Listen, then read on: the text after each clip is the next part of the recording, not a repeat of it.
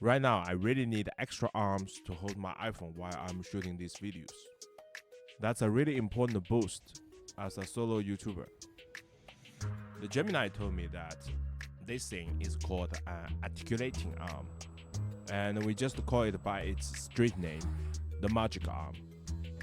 I searched YouTube with that keyword, and that's exactly I was looking for right that moment. After watching some project videos, I'm convinced that with that tool, I could adjust my shooting angles on the fly. I mean, as easy as I can imagine. That can be much more efficient with my content creation. Welcome to Triple Ice Studio, I'm AO. Today I will show you how I build my own magic arm. Stay tuned. This is the stand I'm currently using for my video shooting. It helped me out with a lot of my previous videos, so I built a few of these. I can capture multiple angles at the same time without breaking my workflow. It's made of concrete, 2020 aluminum extrusions, PVC pipes, screws, and some 3D printed parts. It works great so far, and it's much more convenient than traditional tripod at least, which is very important for my small studio. Well, as a DIY creator, I don't think building a magic arm will be a trouble for me. As you can see, I built every stuff. So I have decided to make one myself. I've seen plenty of 3D printed camera racks for professional cinema cameras before, which got me thinking in theory I could also do a magic arm for mobile filming. Since the iPhone is lightweight, it should be a lot easier to build in terms of engineering. Let's do some research first. After researching a bunch of YouTube videos, I ended up finding a completely useless one. He showcased his DIY rig, and overhead are made of rubber bands and 3D printed parts. And he even open sourced the design in the description. Nice! I feel I can't use it directly for my personal project, but I think it will serve as an important reference for sure. So I downloaded the files right away while the 3D printer was doing its job. I headed to the store to grab some rubber bands. We have got a few of 3D printed parts here, the arms, the base, and the nuts, and of course the rubber bands. I have no idea if it worked as shown in the video, but let's find out.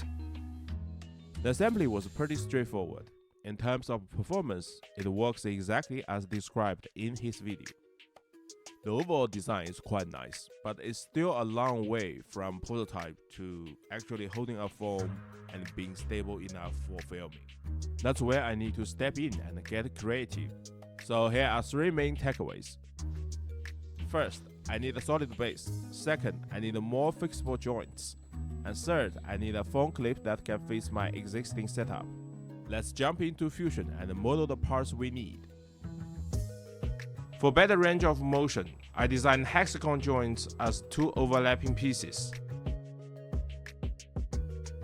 Since the rig eventually connects to the phone, and my phone mount was a GoPro standard, I designed a specific adapter for it. It saved a lot of work. For the phone mount, I'm sticking with the same design as my previous rig. The end of the arm will be holding a phone, so I need much thicker rubber bands to maintain a dynamic balance. That's why I modified the original arm's mounting system. I used the long M5 bolt paired with the 3D printed nut, which has a built-in slot to put the rubber band much easier.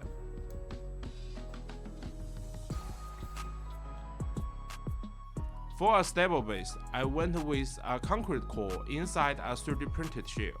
I also added pillars inside the base to secure everything with screws.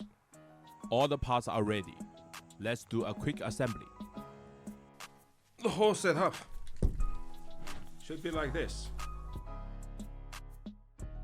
It meets all the requirements, but it has one problem. very serious problem. It's a bit of ugly and boring, especially for the base. Let's be real, it's too ugly. And we have to do something. Otherwise, I can't put it into my video. Based on my YouTube experience, I need a famous base, or to be more specific, a well-known cube.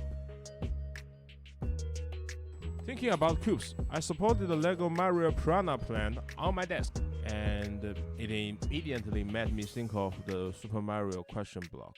So I hopped onto Macworld to look for something similar, and luckily there are plenty of them to choose from. Now we need to do some math. I have to consider the phone's weight, the limits of the dynamic range, and how to balance it with the concrete base. Then find the right concrete density to meet these requirements. After that, I will optimize the internal structure and design the mounting pillars to interface with the base. Everything is set. Let's print and test. Standard procedure. Remove the supporters. Apply a black Premiere. Nothing beats a clean spot snap. It's a pure therapy. I recently picked up a sampler and I have got a plan. Once I'm good at playing with it, I will try to put all the white noise into a clean bit. People love silly music, so let's make some. And then we can start pouring the concrete. To keep the concrete from leaking into the screw holes while pouring, I use the cotton swabs to plug them up. That's useful as you can see it in this video. Much weight as possible. I mixed a lot of small stones into the mortar. They keep the structure clean, so I can still drive the screws in later. Now for a quicker cleanup before we prime it. Black Premiere, and this DIY turntable is incredibly handy. Sprinted it while I was spraying. It makes getting even coverage so much easier.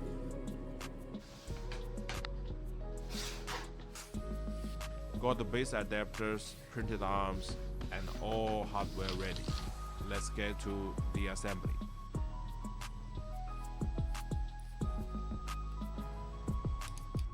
I prefer to hand tighten this. Power tools are great, but they have too much torque to destroy the 3D printed structure. It's a bit of workout for hands, but they give me a sense of meditation. That's a relief.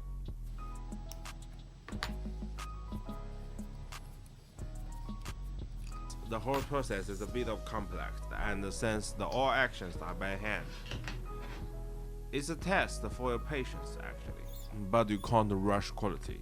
It's all about taking your time to get it right.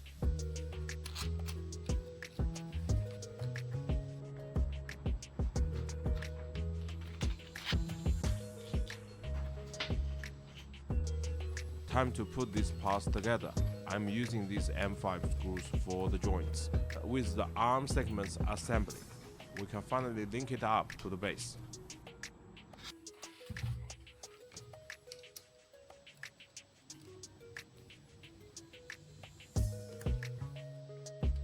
I went with a module design here. The upside is that it's incredibly easy to modify or redesign a specific part without redoing the whole thing. The downside, the initial assembly is a bit of a headache. You have to do that from zero. It's kind of balance, you know.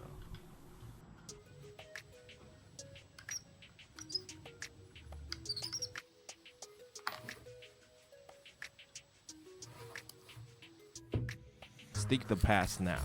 It's definitely easy to do this before final assembly. I cut them into small pieces and placed them to the key points to ensure the stability on my desk.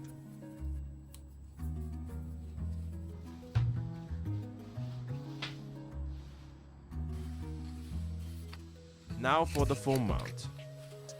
I will need a long 5 bolt, a hex nut, and the printed parts.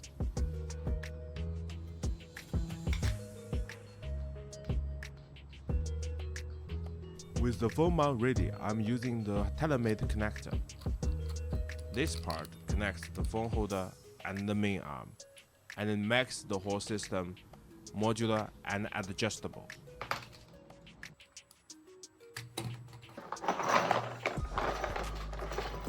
Grabbing the last printed parts and hardware, it's time to do main assembly.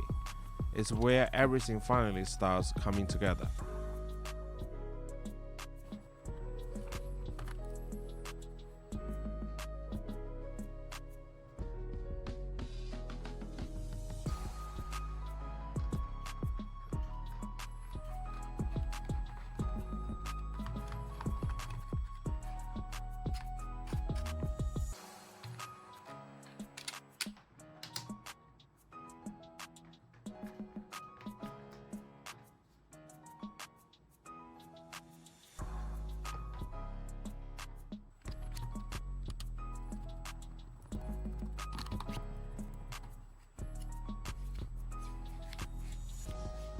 We finished the arm. It's time to connect it with the phone mount that we built earlier.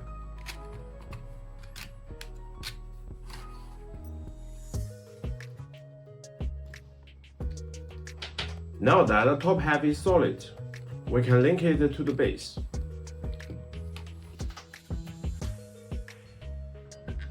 It's the final step that turns all these individual components into a working system. Exciting, isn't it? Everything is installed, so I just give it a real quick fine tune to set the rig properly. Rubber bands are going on, one by one, side by side, to keep the tension balance and printed structure safety. After all, safety first. The performance is good, rock solid, and ready for the action.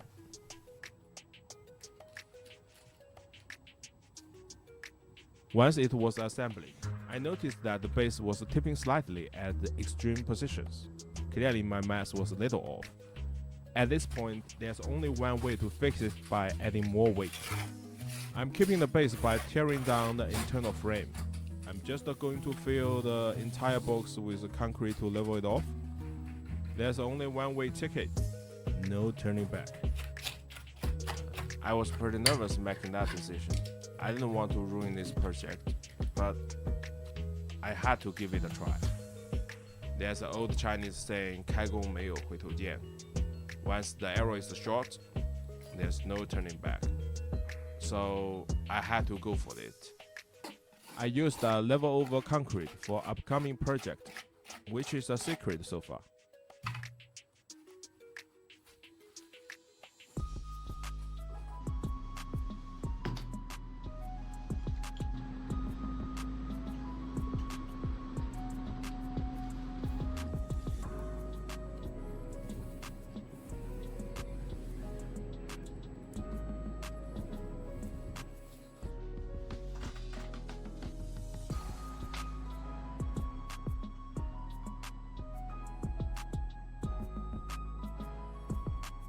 After filling it with the concrete and putting it back together, it's pretty much perfect. It handles the extreme angles with ease. Alright, let's strip the frame off the base again and head into the final step, painting.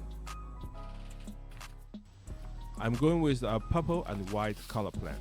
First, I will apply a base coat of white acrylic, and then follow it up with the purple. This new turntable is a game changer. I will make a video about it later, so stay tuned for that. I'm applying 2 even coats of white, and once that's done, let's move on to the purple.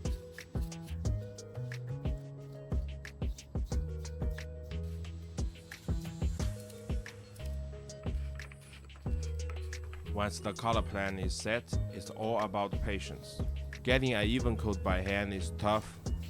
I'm definitely looking to switch to airbrushing in the future. For now, we're halfway there.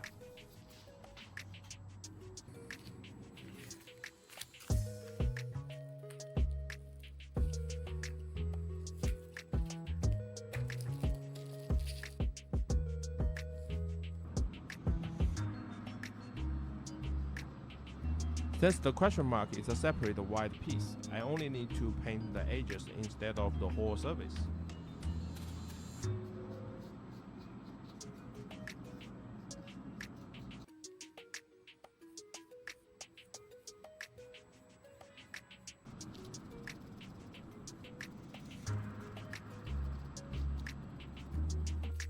Besides the four sides, I'll also give the top and the bracket the same purple treatment.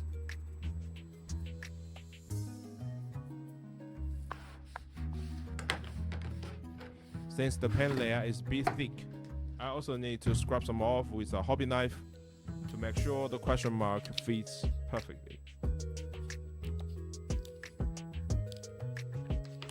With the purple base finished, the whole rig is really taking shape. I can say this project is safe now. I will give a ticket for that. From now to the end, it's all about meeting my personal standards and making it look exactly how I envisioned.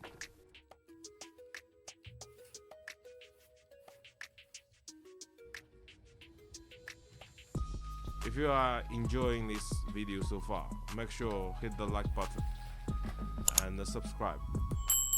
A lot of work goes into this project, so your support really means a lot to me. Thank you.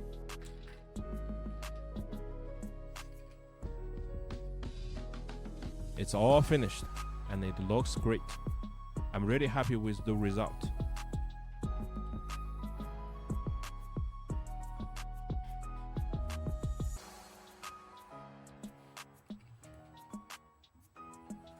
In the next video, you will see this suspension arm isn't just for phones. I hope you can enjoy this video, so if you like, hit the like button and share to your friends. Don't forget to subscribe if you are new here, and I will see you in the next video. Peace.